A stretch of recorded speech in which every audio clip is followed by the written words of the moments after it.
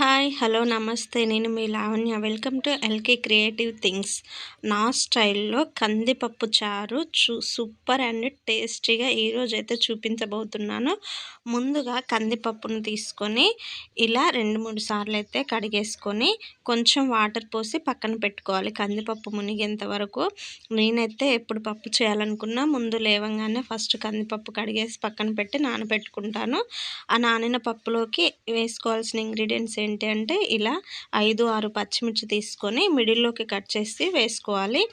తర్వాత 2 టమాటో, ఒక ఆనియన్, కరివేపాకు, కొత్తిమీర, పుదీనా కట్ చేసి వేసుకోవాలన్నమాట.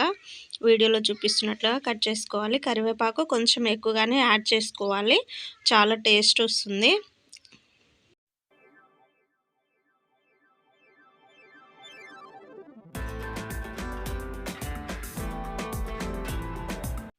చూసారు కదండి, టమాటో, ఆనియన్స్, పచ్చిమిర్చి, కరివేపాకు, కొత్తిమీర, పుదీనా అన్నీ కట్ చేసుకొని ఇలా ఒక బౌల్లో వేసుకోవాలి. తర్వాత పప్పు చూసుకుందాం. నానబెట్టిన పప్పు నానిందో లేదో చూడండి, ఎంత బాగా పెద్దగా అయిపోయింది. నానబెట్టకున్న ఉడికిద్దండి పప్పు కుక్కర్లో అని అంటారేమో, ఉడికిద్దండి. బట్ ఇలా చేస్తే పప్పు చాలా తిక్కగా బాగుంటుంది, టేస్ట్ బాగుంటుంది. ప్లస్ పప్పు చాలా తొందరగా కుక్ అవుతుంది.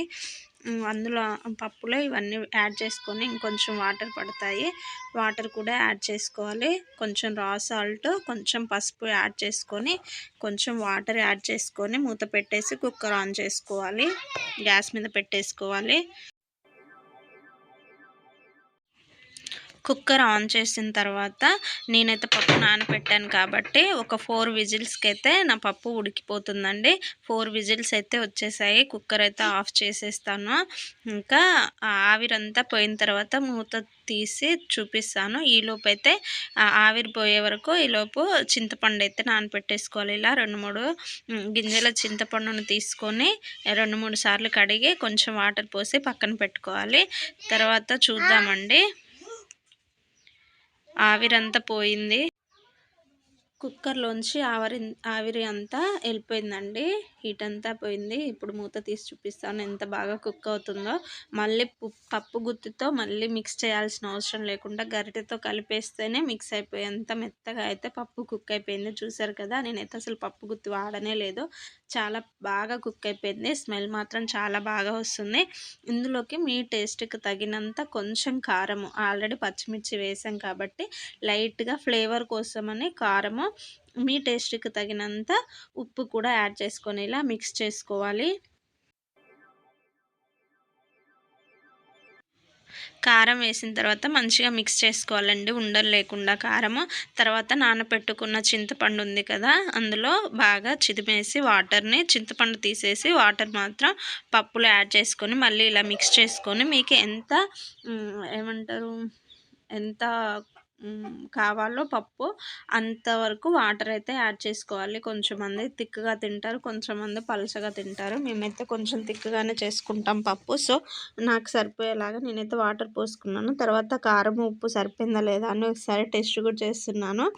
నేను ఏ కర్రీ చేసినా ఇలాగే చూస్తాను, అలా చూడడం వల్ల పర్ఫెక్ట్గా వస్తుందన్నమాట కుకింగ్. తర్వాత గ్యాస్ ఆన్ చేసేసి వాటర్ పోసుకున్న పప్పుని ఇలా మరగబెట్టుకోవాలి, ఒక 5 to 10 minutes. చూసారు కదా, పప్పు అయితే మరిగిపోతుంది. పక్కన పోపుకి రెడీ చేసుకుందాం. చూసారు కదా, పక్కన గ్యాస్లో పప్పు అయితే మరుగుతుంది, అక్కడ మరగబెడుతున్నాను. ఇక్కడ పెనం పెట్టుకొని పెనం వేడయ్యాక కొంచెం ఆయిల్ వేడి చేసుకోవాలి. ఆయిల్ వేడయ్యాక పోపు దినుసులు యాడ్ చేసుకోవాలి. కొంచెం ఆవాలు, కొంచెం జీలకర్ర వేసుకోవాలి.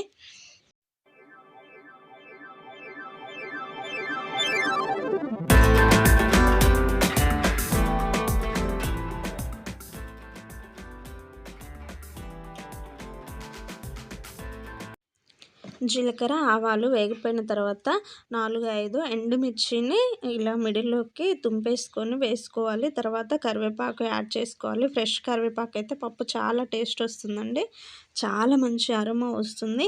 తర్వాత దంచి పెట్టుకున్న వెల్లుల్లి రెబ్బలను కూడా మరి మెత్తగా దంచుకోకుండా కచ్చపచ్చగా దంచుకొని వెల్లుల్లిని కూడా యాడ్ చేసుకొని కొంచెం వేగనివ్వాలి. కరివేపాకైతే మంచిగా వేగిపోవాలి తాలింపులో. తర్వాత మీకు కలర్‌కి, టేస్ట్‌కి సరిపోను పసుపైతే యాడ్ చేసుకొని ఒకసారి మిక్స్ చేసుకోవాలి. పక్కనైతే పప్పు మరుగుతుందండి.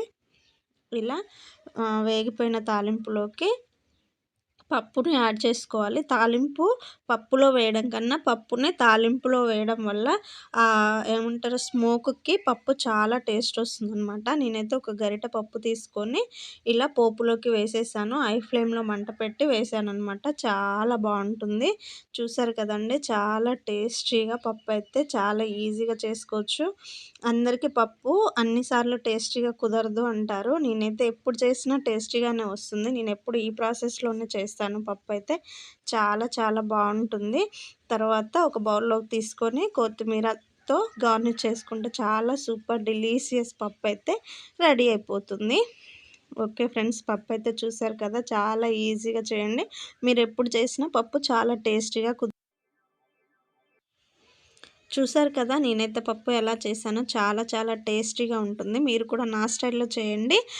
సేమ్ టు సేమ్ టేస్ట్ మీకు కూడా వస్తుంది. మీరెప్పుడు చేసినా పప్పు చాలా టేస్టీగా ఉంటుంది. ఇలాంటి మరిన్ని వీడియోస్ చూడాలనుకుంటే నా ఛానల్‌ని తప్పకుండా సబ్స్క్రైబ్ చేసుకోండి.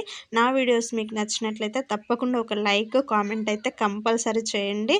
Thank you everyone. Thank you so much. మీరందరూ నన్ను సపోర్ట్ చేస్తున్నారు. ఇంకా ఇంకా సపోర్ట్ చేస్తారని అయితే అనుకుంటున్నాను.